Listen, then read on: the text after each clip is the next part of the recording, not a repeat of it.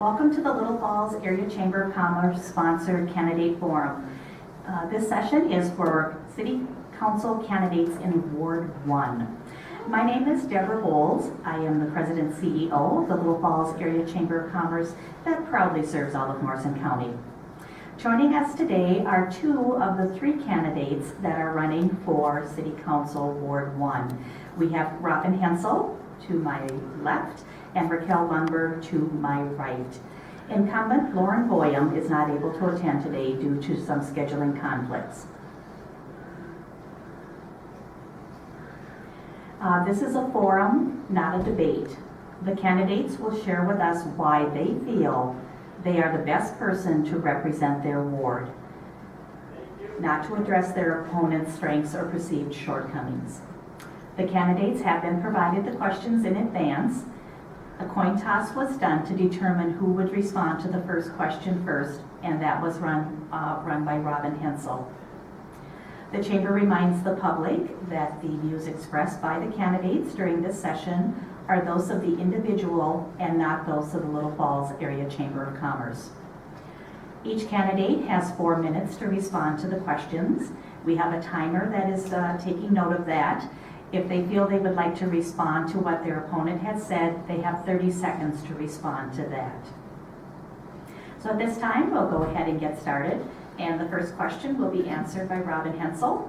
So Robin, please introduce yourself and tell us why you are running for City Council. Well, thank you to the Chamber for hosting this. Thank you for Raquel for showing up. I'm disappointed that the incumbent, Loren Boyum, chose to not be with us today. My reason for running for council, the main reason is this. For the last 5.5 years, I've seen how the City Council operates, and I think I can do better than the incumbent. I've seen grant money scooped up by the people who don't need it in this city, while the truly needy are left behind. Grant money should always improve the lives of all residents, not just a few in the know, because that's how the money gets scooped up. And diverse communities thrive. Over the years, I've attended a number of events throughout the state, including the metro area. This last year, I attended a large one that was hosted in part by the governor of the state. I spoke with Human Rights Commissioner Kevin Lindsay in an attempt to bring the diverse ideas and the thriving community that welcomes all people of all faiths, of all colors, to here. We need a welcoming area. We need a diverse community to thrive, just as any other city in any state does. And I think that's what's sorely lacking in our community. There are not enough people who are stepping up to make sure that everyone is welcome here, regardless of their race and their color and their ethnicity and their religion and their gender and all of those factors. And I appreciate every vote that I might get this year. Thank you for that opportunity. Thank you, Robin. And now we'll go to Raquel Lundberg. Please tell us, introduce yourself and tell us why you are running for City Council. Good morning. My name is Raquel Lundberg. My husband and I own and operate the Waller House Inn, Bed and Breakfast here in Little Falls. 301 3rd Street Southeast, Little Falls is my 34th address. I have lived in 2 countries besides the U.S. I was not born in the U.S. And after having lived all these places, I landed in Little Falls. And Little Falls, I have to tell you from the depths of my heart, I am finally home. Little Falls is home. Living in a big old house is an itty-bitty little piece of making Little Falls home. What really makes it home is this community, and I have fallen in love with this community. 2 years ago at the last election, one of my community members approached me and asked me to run for City Council. This is not on my bucket list. It's not, up until 2 years ago, it wasn't even on my radar. I think that's one reason why I am such a great candidate for this job. I'm not politically motivated, I'm community motivated. I love this community. I have a lot of great ideas. I own a business here with my husband. We've been successful, and we're in the tourism industry, and I really believe that there's a lot of money to be made in the tourism industry. And because of that, have a lot of great ideas and positive ideas. I'm involved in the community, and I love the community, and I just have the community's very best interest in my heart. I want to see it grow and be a prosperous and healthy and safe place for everyone. Okay, thank you, Raquel. And being we are rotating the questions, we're going to go back and Raquel will answer question number 2 first.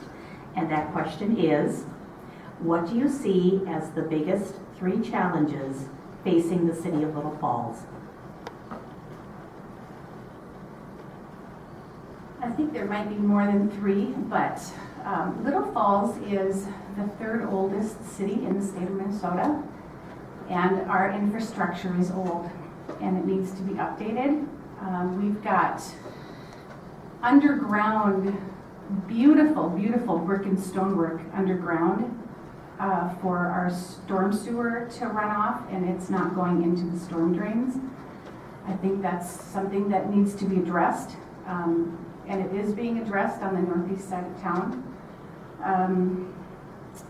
I think it's also really important to raise our tax base. I think that tourism is a great way to do that. Without that tax base, we don't have the money to do the improvements. Our water treatment plant needs work. It hasn't had any work done on it in 20 years. And there's a sign here at Little Falls. I tell all of our guests at the Waller House Inn that Little Falls has the best water in the state, and there's this plaque at City Hall to prove it. We do have excellent water, and we want to keep it excellent. So we need to put money into our water treatment plant. And I think jobs is another area that Little Falls is challenged. Jobs where people can earn a livable wage. And again, I think tourism is one way to create these jobs. So in a nutshell, infrastructure, tax base, and jobs. Okay, thank you, Raquel. Robin, what do you see as the 3 biggest challenges facing the city of Little Falls? In this order, illegitimate government expressed in 3 ways: misappropriation of grants and fees, lack of transparency on the part of the council and staff, potential massive health complications for populations surrounding Camp Ripley, where near constant live fire military training exercises compromise the air, soil, and the water of central Minnesota. Camp Ripley has been in violation of the Morrison County ordinance that requires them to have 2 demolition permits. These permits are part of an effort to protect all of us, including you.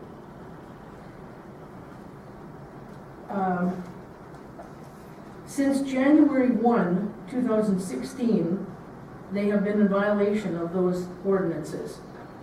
One of those mandated permits is for chemical contaminants. Morrison County had to sue Camp Ripley in an attempt to force compliance. That's it. Okay, thank you, Robin. And then again, as we rotate, the next question will go to Robin first. What experience do you have in holding public office or being an officer for any entity? How comfortable are you with the procedures to introduce motions, make amendments, and follow normal operating procedures with confidence?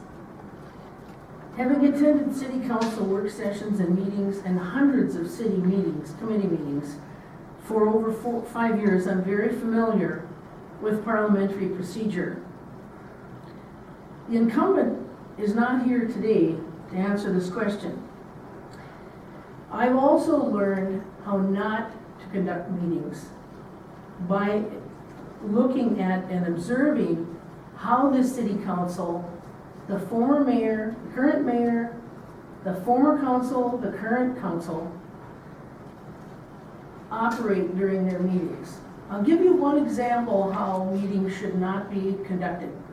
With us today in the audience is Teresa Scorsett. And on June 17th of 2013, approximately 2 to 3 weeks before that meeting, she jumped through all the necessary hoops, including contacting the city administrator, to get on the agenda, as was published in the Morrison County Record, the official city newspaper, so that she could give her very short statement on why she felt that the sister city committee funds should be either eliminated or diverted to a different cause. During the meeting, she was not allowed to speak at all. In fact, the mayor, the former mayor, Kathy Van Risingham, called on the sister city committee president to speak for over 12 minutes. Then the question was called by the incumbent, Loren Boyum. After the former president, Don Clinker, stated that they didn't need to hear what Teresa had to say, which directly violated her right to free speech. That's a shame that this council has in the past and continues to operate in violation of our U.S. Constitution. I can do better. I promise I will do better. Thank you. Thank you, Robin. Raquel, what experience do you bring to the table? Before we moved to Little Falls, I served on the church council at St. Paul's Evangelical Lutheran Church in Minneapolis, and 3 of those years I was the secretary.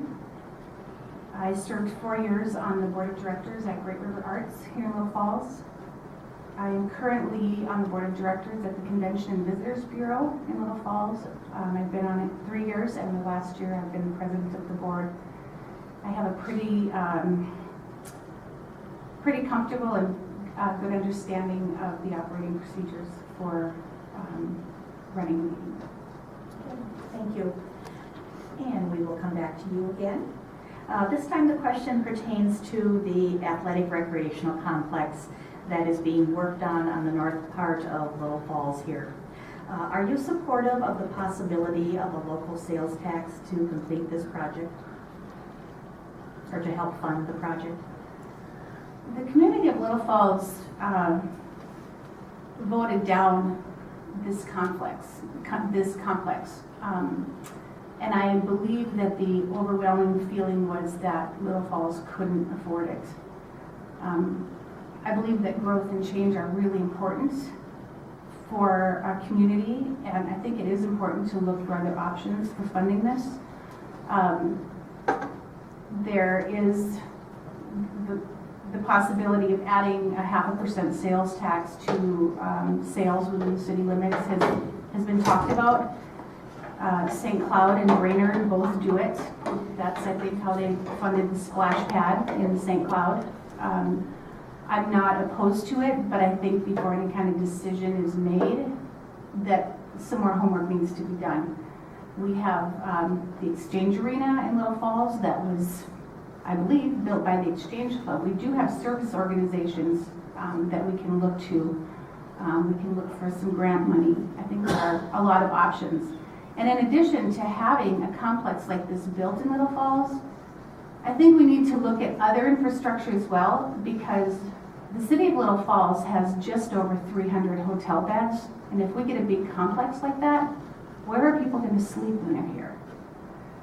The hotel beds in Little Falls have been full pretty much all summer. We've had an exceptionally busy summer.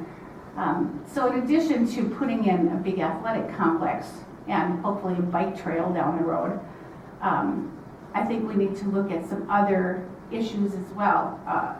More hotels, more restaurants, places for people to spend their money when they come to Little Falls. Thank you, Raquel. Alvin, your thoughts? I'm not opposed to a regional sports complex if we could afford it. However, the proposed complex will cost over $10 million plus unknown ongoing maintenance costs.